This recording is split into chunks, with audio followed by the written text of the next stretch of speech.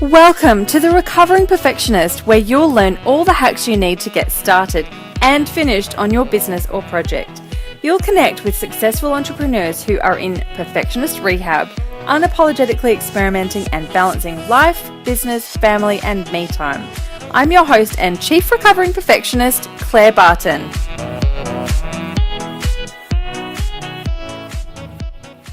Hey everyone, it's Claire at The Recovering Perfectionist. Thanks for tuning into the show today. I have got Felicity O'Connor on the show today, and Felicity and I have been working together for a bit over a year.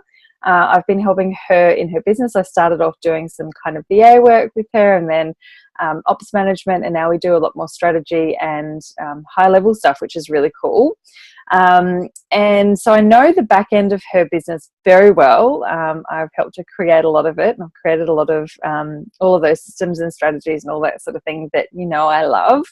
And I know obviously quite a bit about what she does, but I've never kind of seen it totally in action and talked about all of the in-depth stuff with her. So that's what I really wanted to get to the bottom of today. So as you'll hear in the episode, Felicity is a professional artist. She's an art therapist. She is a creativity coach, and she's a registered psychologist, and she works in her own psychology practice for several days a week as well. So she's absolutely amazing. She's a wealth of knowledge. She really, really gets stuff, and something that she talks about a lot in her one-on-one and in her social media and in her content and in her podcast, which is called This Creative Life, if you want to check her out there as well, is around limiting beliefs and what is holding us back creatively from getting things done that we want to in our creative lives and all of that sort of thing. So I really wanted to explore a bit more about what that meant to her and what sort of processes she takes her clients through. So that's what we really sort of talk about. And interestingly, she's got a beautiful take on perfectionism and what that actually means and what it all boils down to. So have a listen, and I'd love to know what you think. Hi everyone, it's Claire from The Recovering Perfectionist, and I'm here with Felicity O'Connor, who is absolutely amazing at 5,000 things, and a couple of those things is that she is a creativity coach, an art therapist, a professional artist, and a practicing psychologist. So they're just a couple of the amazing things. She's also one of my favourite and longest term clients. We've been working together for a little while. So thanks so much for coming on the show, Felicity. Thank you. It's so funny, isn't it? Like doing it this way round. We're usually just like scrambling to ask you, can you help me fix this? Can you help me do that, Claire? And here we are, and you seem in charge today. I like it. Yeah, it's a nice little change of the dynamics. It's very cool. And look, we've obviously been working together for a bit over a year now, and I help you with a lot of the strategy and sort of back end things of your business, which is super cool. So I know a lot about how your business works and how your business runs and all of the logistics and the ins and outs and the operations and all of that sort of thing. But I'm super excited today to talk to you a bit more in a lot more detail actually about what some of the things are that you actually do with your clients and with your tribe and the people who absolutely love the pants off you as well. So I know, there's so many parts to what you do in terms of being a professional artist and having your amazing art gallery in Sydney, and also being part of lots of art exhibits and exhibitions. You tour around a lot, you hold workshops, you do some speaking, you hold a beautiful online course that you're about to launch the 4th round of. In fact, by the time this goes to air, you'll be in the middle of the 4th round. And you also work a day job as a practicing psychologist. So I'll hand over to you to tell us a little bit more articulately what it is that you do and who you are and all of your businesses and that sort of thing, and then we'll get started. Oh, thanks, Claire. It's interesting to sort of hear that all feed back to me, because I think, no wonder I feel a bit busy when I hear that I'm actually doing it. Yeah, that makes sense. Just to clarify, nobody actually loves the pants literally off me, except maybe my husband. But just want to clarify that right now. Okay. I am a professional, I promise. Well, we were just laughing before we came to air, weren't we? Because I didn't realise that Claire was going to be running the cameras. So I feel extraordinarily unprofessional in some ways, because I've literally just stepped out of my studio where I was painting for a few hours this morning and jumped on a call. So professional probably isn't exactly how I'm going to look, but here we are. It's called raw, real authenticity. It's totally cool. It's definitely a thing. And I'm totally into that. And in actual fact, you know, one of the things that I'm often talking to artists about is how to become that authentic self and how to get over the fear of doing that. And as you certainly are the expert in the old perfectionist stuff, we know how much that can trip us up to actually being our authentic selves. I think that's really true. So I would be dealing with that really commonly in a lot of artists that I'm doing coaching work with, as you know, and many of them that have heard of and been part of the Artist's Way, which, just to clarify what that is, the Artist's Way is a wonderful book that was a gift to us as creative people, if you like, from a woman called Julia Cameron, who wrote that book close on 20 years ago. And so a lot of people that are sort of in creative fields know of that book, or it's one of those things they have and it sits on their shelf and they never got back to it or around to it or finished it or whatever. So it's really interesting to cross over what you're doing and what I'm doing, and particularly around that perfectionist stuff, Claire. And so I do a fair bit of work on that. I do a fair bit of work with people on the things like limiting beliefs, and I do a lot of work on fear, because if we distill all that stuff down, you know, procrastination, perfectionism, self-doubt, lack of confidence, self-sabotage, if we distill all that shit down, what you will find if you filtered it is at the bottom fear. And I'm sure that that's one of those common known, or perhaps not quite known, but sort of sensed issues that a lot of your audience will have, because we all do, and it's how we tackle that stuff that really matters. It's how we go on interpreting experiences in our life that actually matters. It's our interpretation of what happens to us that is the key.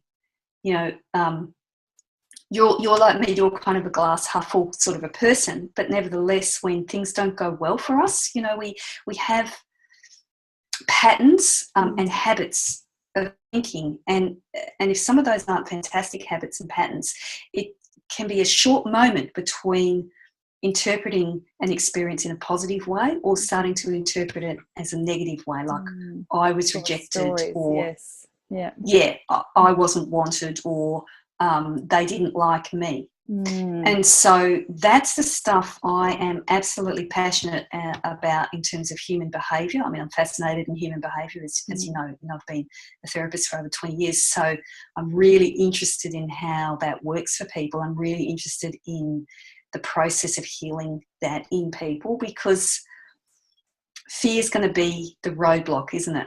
Fear and limiting beliefs are the roadblocks to progress. And whether that's progress in your creativity, progress in your business, progress in your relationship, progress in your finances, progress in your health, whatever the topic there, you know, if fear and limiting beliefs are the roadblock, we're really not going to get very far. And if we don't make progress, we won't be happy. Progress is the thing that actually makes us happy. That's interesting you say that. I came across a quote a little while ago when I was creating slides for a webinar on business review of all things, and it said something along the lines of contentment or satisfaction isn't found in the end product, it's found in the journey or the process or something like that. And I was a bit like, really? Like, I feel really happy when I can tick a box and I've done something or I've achieved a goal or something like that. But I guess on reflection, every time that happens, you put a new goal in place and you start another process, because that's kind of, I guess it's true, like that's part of the process, and like how you feel about the end product is always going to be impacted by what the process has been like, whether it's been good or bad. So is that sort of the sort of thing that you're saying as well, that the process has to be? Yeah, I suppose process. Yeah, I mean, I would say process. If the process gives you a feeling of progress, then you're going to feel good about it. If you see there's progress, losing weight, if you can actually measure that progress, even though you may not have achieved the outcome, but you feel you're making progress, you will actually have an enormous amount of satisfaction. And motivation to keep doing the same sort of thing. You'll have motivation, you'll feel more confident, you'll feel happier. Absolutely. So progress is really, really important. The flip side of progress is I would say something like being stuck. Mm. If you're not making progress, then you're feeling stuck. Mm-hmm.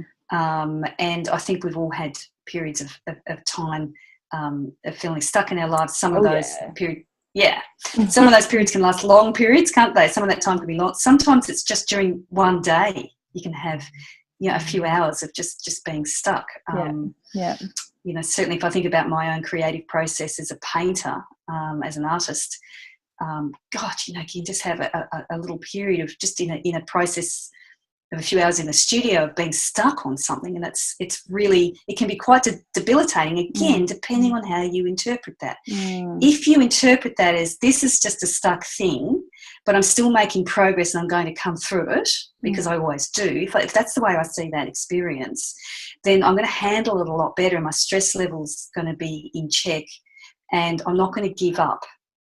If, however, I interpreted that story, that experience of being stuck, as I'm hopeless, I can't make this, I'm not good enough, then if that's the way I interpret being stuck in that moment, then clearly I'm much more likely to give up. And so I have two questions around that. Number one is what's the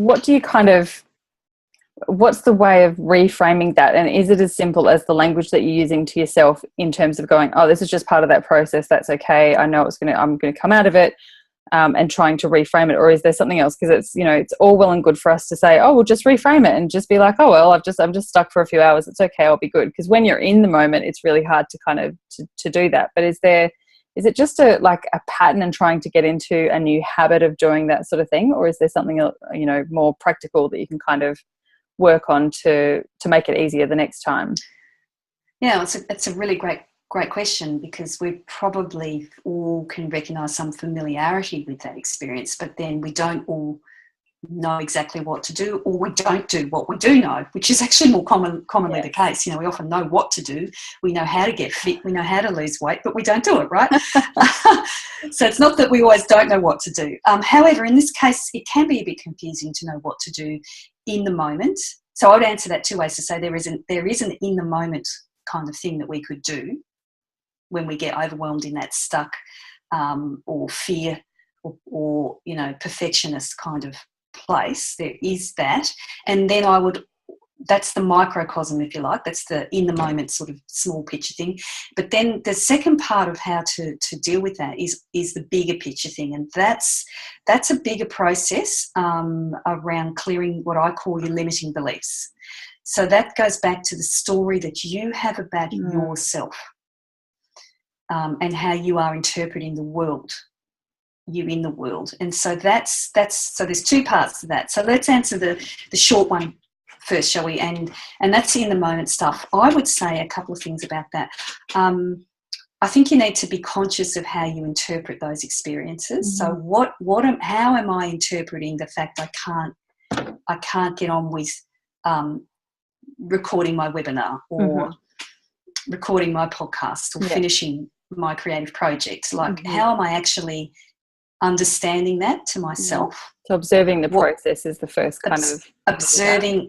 Yes, observing the process, observing the language, understanding what you're doing to yourself, because you're thinking, and this is sort of psychology 101, your thoughts come first and your feelings come second, and then your behaviour, the thing you do or don't do, comes third, right? So it's always in that direction: thoughts, feelings, behaviour. Right. Okay. So understanding what you're thinking is crucial at the beginning, because that's going to affect how you feel, and that's going to affect what you then do or don't do. Yeah. So becoming aware, firstly, okay, this is the story I start up. This is how I start interpreting this experience. This is what I start saying to myself. That's the first part, in the immediate moment. The second thing I would say is about reconditioning your responses.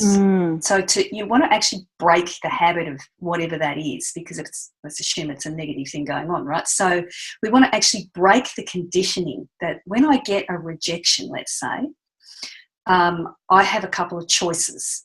I can go back to the story I'm familiar with and how I interpret the world as nobody loves me, I'm not good enough, etc., etc. Or I can try and break the pattern. So I receive rejection. Now I want to do something different. And one of the great ways to break a pattern like that, or a conditioned response, is to do something quite vigorous and physical. Mm-hmm. So actually move yourself out of your sort of head, where all this thought stuff is beginning, and actually get up and do something really physical. So it might just be a short burst of 10 minutes of something, something as vigorous as, say, a skipping rope, a trampoline, dancing. If you can go out for a jog, if you've got a cycle, a bike, stationary bike at home, an exercise bike, you go crazy on it. Do something crazy for 10 minutes that's very physical. Put music on if you need to, jiggle around, move the energy, move the space, change your state. So we want to go from one state to a different state, from something that was painful and in our heads and our old habit to something that completely changed the state that we're in. And you'll be amazed how that deals with that in the moment stuff. So that's the kind of short in the moment stuff that I would just answer that question with.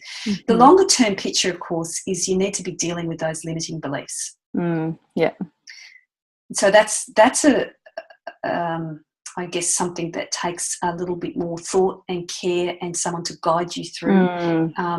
Someone that, there isn't like a handbook I can go and recommend on that one. That's something that you probably need a qualified person to go through an effective process with you to really clear those limiting beliefs. Because it can be quite an in-depth thing. I know I've done a little bit of this sort of work with psychotherapists or hypnotherapists, and it's like once you uncover one layer, it kind of goes a little bit deeper, and it goes a little bit deeper, and then all of a sudden I imagine that some of the things that I've kind of gone back to that have been kind of not traumatic or just overly disturbing, but that have, kind of opened up some old wounds and that sort of thing.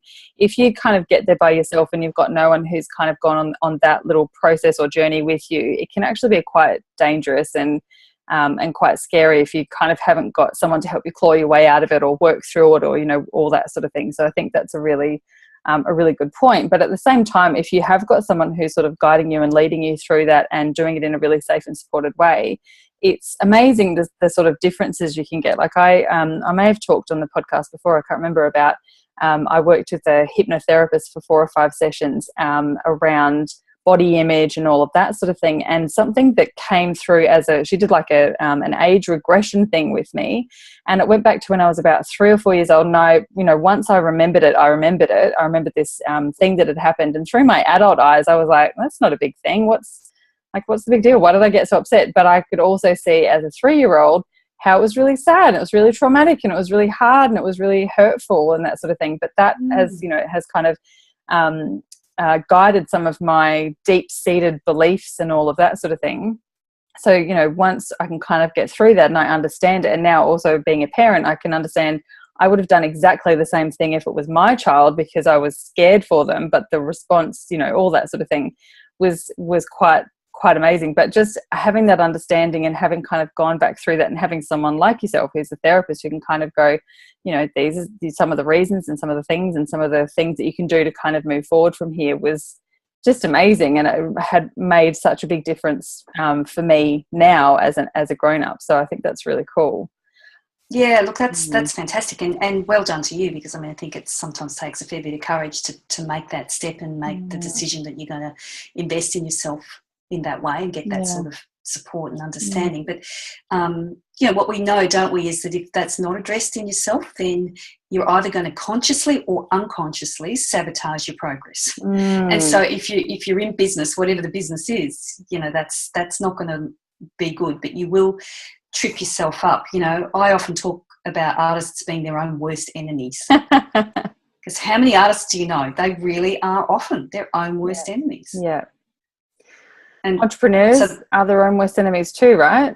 Like people who, and I think it's, like you said, it's a perfectionism thing or a control thing or having this kind of limiting belief that, like you said, it all boils down to fear. And I've also heard people say that that perfectionism is actually usually a type of avoidance. So if you're trying to do something perfectly, you never finish something or you never start something because, it's kind of a defense mechanism. You're protecting yourself from failure, embarrassment, looking stupid, wasting money, wasting time, all of that sort of thing. All of that sort of thing, like you said, really boils down to fear. So it can be a bit of a scary thing to kind of navigate. Well, yeah, and look, I mean, I suppose the misconception is that once we knock this out of the park, we'll suddenly be these fearless warriors that are making millions. Not a thing. We might make the millions, but hopefully we will. But it's not a thing, that's right. You don't knock it out of the park and live without fear. It goes with that, goes away. Nor do you want to. There is a good reason that we have fear as part of our experience, right? Keeps us alive and stuff, right? Keeps us alive, exactly. Kind of important. So, kind of important, yeah. We don't really want to lose it altogether. We want to manage it. And I think, I love that saying, new devil, new level, new devil, especially for entrepreneurs, because that's and for artists, every level that you achieve and break through to the next level, a whole lot of new fear in a different guise comes up, doesn't it? And then we've got to tackle the next thing. So in your introduction you mentioned the gallery that as an artist I'm part of now in Sydney, and I was just thinking about that very thing in relationship to that, making the commitment, financial, time and artistic commitment was a big step for me, because suddenly I was in a permanent gallery on display in a prominent place in Sydney, and absolutely it was next level, but up comes the fear that I mightn't sell anything, that I mightn't be received well, that the gallery won't keep me, that I can't perform, etc., etc. So there we go, new level, new devil. Just then we have to have these skills and strategies and how to manage things like fear and perfectionism and so is fear, as you were talking about it then, are those fears that you were thinking, are they the same as limiting beliefs, or is there a differentiation between the two? So limiting beliefs tend to be more about the story that you tell yourself about yourself. I'm interested to know more about limiting beliefs, because I think that's like people do talk about fear quite a bit, but limiting beliefs is I think it's probably a phrase that's used a little bit, but I'd really love to understand a little bit more about all of that, like how do we create them, or who creates these limiting beliefs, and where do they come from, and what can we do with them? Yeah, well, they're super important to understand for ourselves. Everybody, really needs to know what the story is for themselves in that. If you think about a belief, meaning the interpretation of the belief of a belief, the way I see it, is a belief is being certain about the meaning of something. Being certain about the meaning of something. Okay, so depending on, going back to how you interpret things, how you see the world will depend on the way you believe about being, about a particular meaning of something, and that's all shaped by your belief. If your beliefs are limiting, such as that some of the common limiting beliefs might be, I'm not good enough. That's a really, really common limiting belief. So if you deep down hold that belief about yourself, I'm not good enough, what it does, it's a story that rolls on often throughout people's lives. It starts early on, quite often in childhood.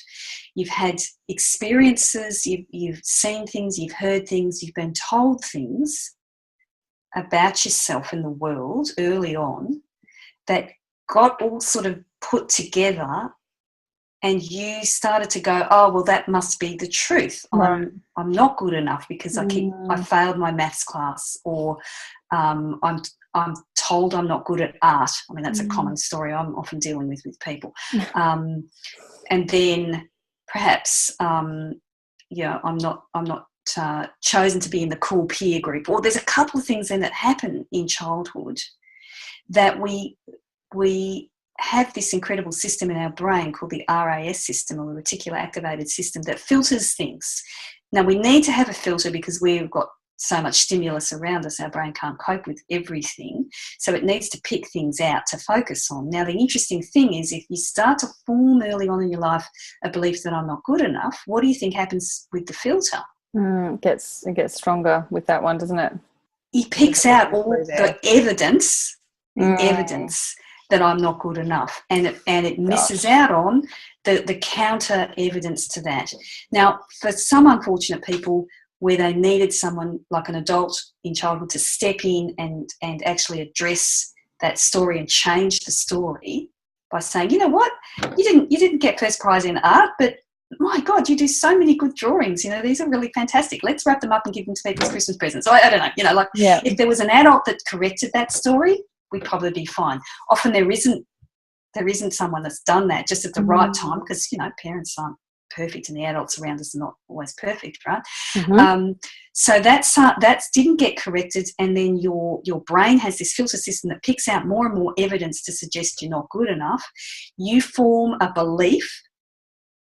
So now the belief I'm not good enough, remember, a belief is being certain about the meaning of things. So now I'm certain that when I don't get picked here, or my boyfriend leaves me, or I don't get the flat I was applying for, these things start happening in life.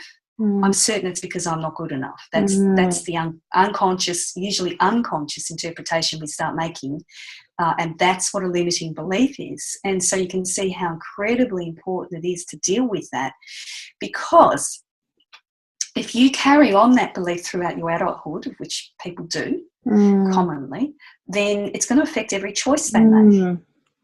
If I don't believe I'm good enough, do you think I'm going to shop for the right sort of healthy foods, or am I just going to go for the donuts that make me feel good? Right. Yeah. Yeah. Am I going to stick in a bad relationship that's kind of unsupportive and toxic to me, or am I going to say, you know, piss that off and choose something that's really empowering, people empowering that support me? I mean, you can see how it just is going to influence every choice that you make. That's why limiting beliefs are so important to clear. And so do people who have limiting beliefs, and obviously we all probably have some form of limiting beliefs, but do people know they've got limiting beliefs, or do they just think, like, I'm fat, so I'm just fat, like, or they don't realize that it's actually this sort of belief that I'm not worthy, or I'm not good enough to nourish myself, or I'm not good enough to have a great relationship, or I'm not good enough to go for that job promotion or start a business, or that sort of thing? Like, do they know that there's this belief that I'm not good enough, or is it kind of masked by a whole heap of other externalized kind of? That's a great question, and I suppose it might depend a little bit, but I would say, well, probably in general conversation we don't say, hey, you know, what's your limiting belief? This is mine. Right. You know, like, that's kind of, we don't use that language here, unless you're in my world. We don't say, I'll have a donut because I'm not good enough. Yeah, I don't really believe in myself, so give me 3. No, we don't, do we? So we don't have it at that level of consciousness. However, we probably have a bit of a hunch that we do self-sabotage. Yeah. And we probably go, oh, geez, you know, I just... You know when you've been in a bad relationship too long, and you're still in it, and you go, I really shouldn't be in this. This is really shit. You know, and you know, and you kind of know it's got something to do with you not standing up for yourself, or... you know, you're not giving yourself enough priority. You sort of know that. It's not like you don't know it, but it's back to that thing, like I said before, often we know, you know, we know something, but we don't necessarily act on it. You're not acting on it because of that limiting belief you're not good enough. So you stay in the bad relationship because it's evidence, it's proof of that belief. It's so annoying. I just want them all to go away. So come and talk to me. I have a question, obviously, about the parenting thing. And I was talking to someone else about this earlier on the podcast about body image, and how we are so worried about, you know, like for me, I think I've got fairly good body image, but I'm still not in love with my body and all that sort of thing. And I was talking to someone else who in the past has had an eating disorder. And she's very conscious of using the right kind of role modeling and the right language for her daughter, as I am for my kids, because I see things that I've done that I wish I had the confidence to do 10 years ago, that I hope that my kids can see me role modeling now and can see all of that stuff, but I know, like, I've had my 4-year-old come home from school and from daycare and say, so-and-so said I've got a big fat tummy. And I'm like, what? We are not doing this. You're only 4 years old and you're not getting a complex. But, there's obviously all going to be all of these sort of external things. But like you just said before, if there's, something that we can obviously see, and, some kids are really good at hiding it. I know I was when I was a kid, but some kids, if we as parents become aware that our children have the start of what we now know as a limiting belief in terms of their creativity or their body or their confidence or self-esteem or worthiness and all of that sort of thing, is it reversible? Is it a thing, like you said, that we can actually kind of repurpose and try and build a different filter that says I am really good at art, or I am really entrepreneurial, or I am beautiful, or I am worthy of love, and all of that sort of thing? Like, what's the kind of early intervention stuff for our children?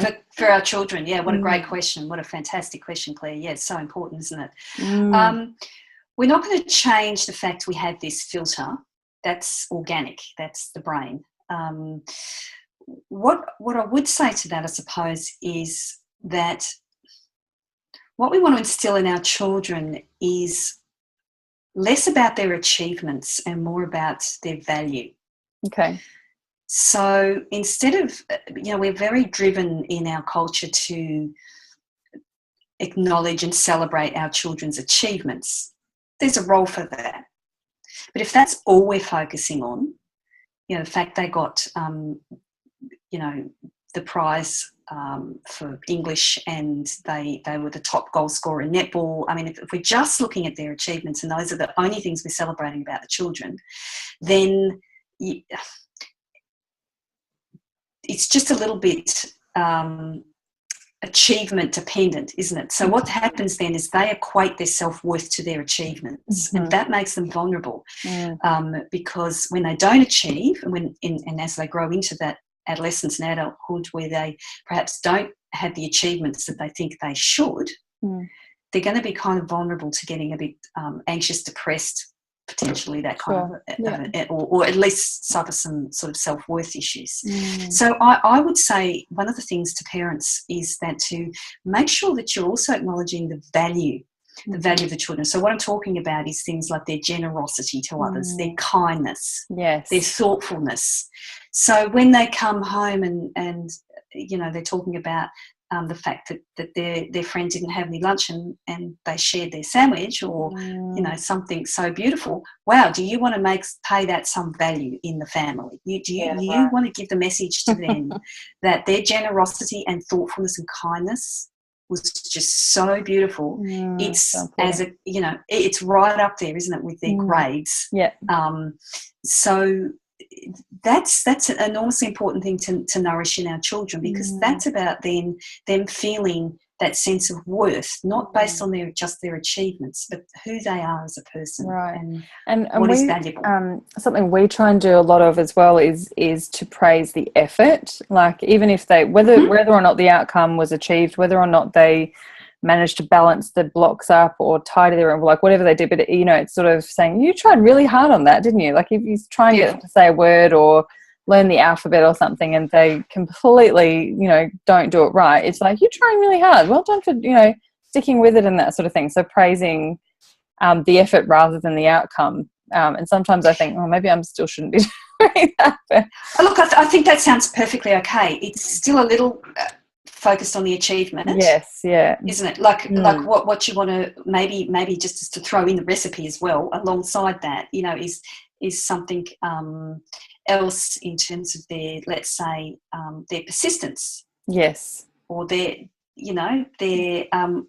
willingness to kind of work hard. That's even still a bit close to achievement, isn't it? But just to have it go and to help out. Yeah. That maybe they worked collaboratively with their sibling and that they were really good at sharing. And that's funny, Felicity. That's really funny. Yeah. I have a 2 and a 4-year-old. They're not working great together. Not collaborating? Yeah. No, No, probably they are. yeah. No, I shouldn't say that. They are pretty good. No, that's really beautiful. I'm super conscious of that. And I know that there's a lot of listeners who are probably mums who are super keen to kind of, Yeah. I mean, we don't want to overprotect our kids either. I know I'm a big believer that they also need to sort of feel some of that hardship and all that sort of thing so that they can have that resilience. But naturally, I do just want to wrap them up in cotton wool and never have them, fear that they are bad people or anti-achievers or anything like that. So thank you for that. And I just wanted to go back also to what you were saying about getting that when you come up to a negative thought or something that you habitually kind of feel a bit shitty about or something like that, and going and doing something physical. This is something that's kind of new in my sphere of listening, and I'm really, really interested. We've recently installed a punching bag in our garage, which we call the angry bag, so that if any of us, the children or the adults, have got the shits about something, instead of blowing our top and yelling and screaming and all that sort of thing, we go out and we say, I just need a couple of minutes, and we go and just have a little punch. And it's something I started doing with my 4-year-old probably a couple of months ago, just with a pillow. I was like, you look really angry. Let's go put that anger into a punching bag, into the pillow. So we'd like just, and kind of really do that whole really high, fast vibrational, go outside and run around or roughhouse for a little while. And gosh, it makes such a big difference. So I know that it works, like on a vibrational and an energetic kind of level, that your body just has this thing where it can kind of get that thing out. But I hadn't really thought about it until you just said that you can actually kind of reprogram some of your responses by actually physically changing. So I guess when you're doing that kind of fast thing, you're actually physically changing what's going on in your body at that stage, like your heart and your hormones and all that sort of thing, just by doing something really fast paced. So is that kind That's of right. That's right. Sorry. No, that's all right. Was that kind of where like the neural pathways are kind of, is that that thing? Yeah, cool. Yes. So there's two things. It's that's correct. You when you're reconditioning your responses, you're growing new neural pathways. Even just in the attempt of doing a different behaviour at that point, you're going to start growing new neural pathways. And like any new path, if you think of a new pathway being made through the scrub or the bushland, someone might walk it first. So it's a tiny little track. And then the more often you walk it, the more worn down that pathway becomes. And then you may find, actually, you know what, this is a really great direction to go. I'm going to bring in the dozer and actually clear this path a bit. And then I might want to even concrete it. So, or asphalt it, whatever you do. So you strengthen, by repeating the behaviour, you strengthen that direction, that new pathway, until it's really, that's the main response you then have when you're under pressure or you're getting rejected or abandoned or whatever the challenge is. So you're right about the neural pathways, and that's a fascinating part of neuroscience and psychology. You're also in the moment, you're also changing the neurochemical balance. You're quite right, in your body. You're changing up all sorts of things neurochemically, which is why I'm talking about changing state from one state to a different state. You're actually doing something neurochemically which is beneficial to kind of anchoring the change and making sure that if you keep breaking something at the same point, it'll break. And that's what that physical shift is in the moment, that you're breaking the pattern, not allowing yourself to go down the old pathway. I love it. I really love that analogy. And so if we look at this through the eye of an entrepreneur or someone who's either thinking about starting a business or is already in a business and is ready to take the next step, or ready to start, or wanting to start a new project, or changing the direction, or up leveling as we call it, and that sort of thing, are there any specific kind of things, like if we're sitting at our desk or whatever, is it still to sort of knock down those limiting beliefs and to start, I guess, have the confidence to get started, or to take the plunge, or to do the first step of whatever that big thing is?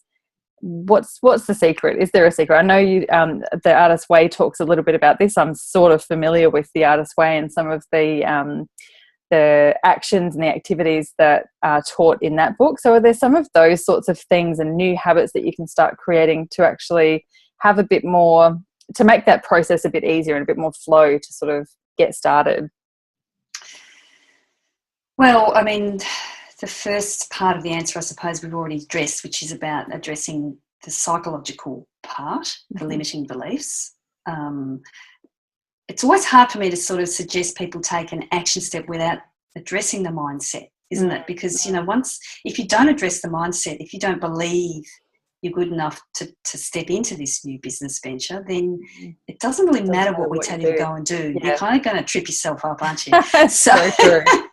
And we've both been there. We've both been there in our businesses, haven't we? We both totally know exactly, that moment where you are sitting in front of your computer and then you're like, oh, geez, I better just go and hang the washing out, instead of recording your podcast. Silver drawer or sending your newsletter.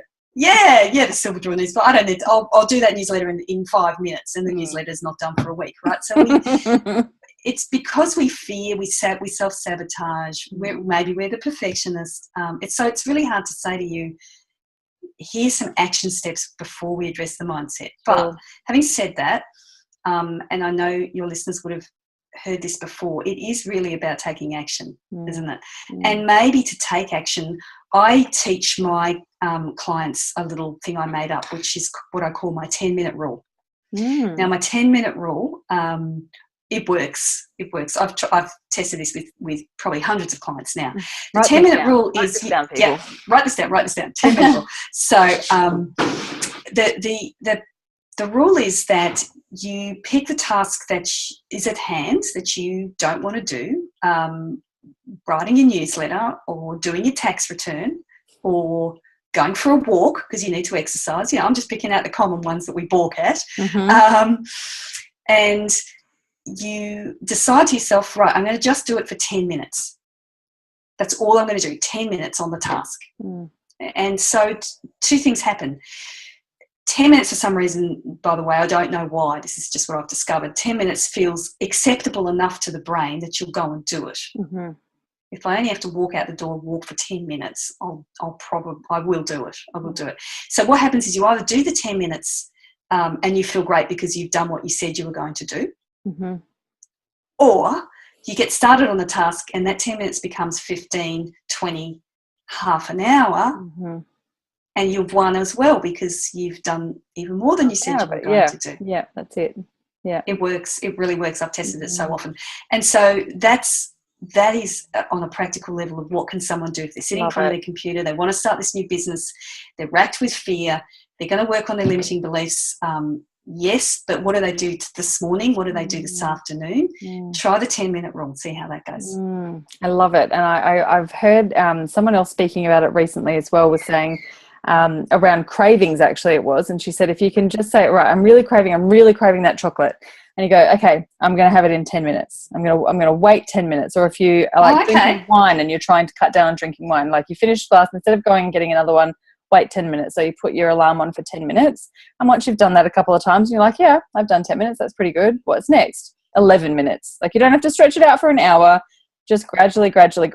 And, so it doesn't kind of feel so scary. So I think 10 minutes is a bit of a golden kind of rule. And I really, really like having a bit of a structure and having a bit of a plan around that sort of thing as well. And so many things that you're probably holding off could actually get done in 10 minutes. Like you can make either a really good dent in it or actually totally finish stuff in 10 minutes if you're actually focused on it to get it out. Well, that's probably true too. But the thing is not to go into it with that objective, because then you won't start. Right. Because it still feels overwhelming. So we want to chunk it down. It's just that this 10-minute thing seems to work as a chunk, and then it becomes quite rewarding when you achieve even just that 10 minutes you said you were going to do. However, when you talk about chocolate or wine, I don't know whether that will work for me. Okay. No. We'll make it 10 seconds. Okay. With the 10 seconds it takes to stand up and walk to the kitchen to get some chocolate wine. Yeah, that's right. Likewise. God damn it. Well, that is awesome. We could talk for hours and hours and hours and hours and hours about limiting beliefs and all the other things that you do. And I'm sure we'll have you on the show another time to talk about creativity and all the other things that you do that I absolutely, love being part of your journey and following you and all of that sort of thing. So thanks so much for coming on the show. And thank you, Claire. Thank you for being part of my journey. I don't think I'd be here without you. You've been an absolute blessing to me, and thank you. I love the work that you do too. So thank you. Thanks for having me too. Good little team. Yeah.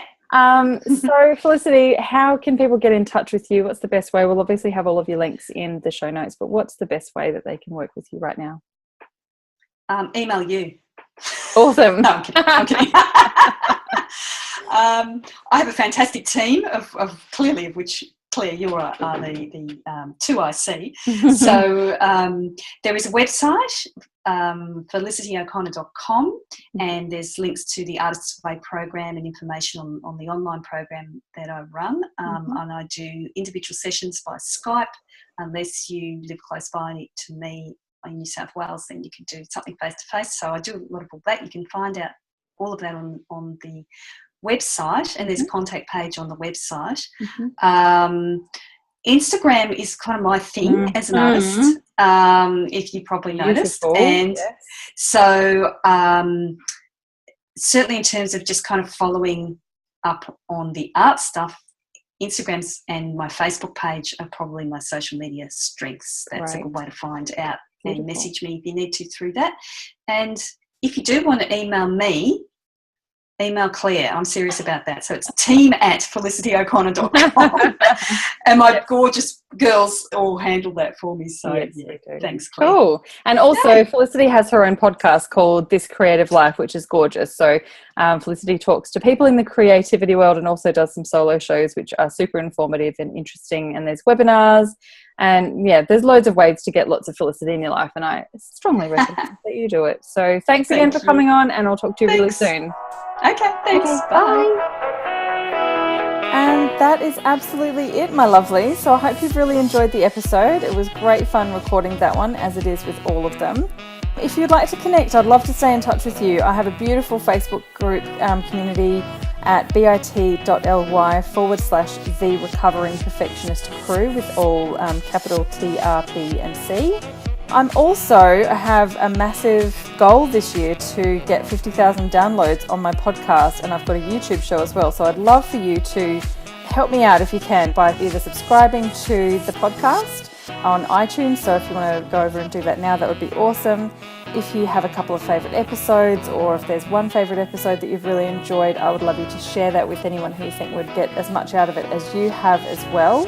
And while you're in iTunes, if you can jump in and give it a review, that would be amazing. iTunes definitely helps out podcasts that have got some good ratings and reviews and some really interactive listeners. So I would really appreciate your help with getting to my goal of 50,000 in 2017. The show is also available over on YouTube. The links are always in the show notes, so you can head over there. So it's The Recovering Perfectionist on YouTube. There's a channel for that as well. So jump in and leave your comments. You can watch all of the episodes in video. So if you want to see what we look like and our crazy hand gestures and facial expressions and all of that sort of thing, absolutely jump in. You can subscribe to the YouTube channel show as well, and then you'll be kept up to date when there's some new episodes that come in there. So love your support. And if you want to shoot me an email, it's hello@clairebarton.com.au. Always happy to receive your emails and open up a conversation. All right, big love. I'll chat with you soon. Bye.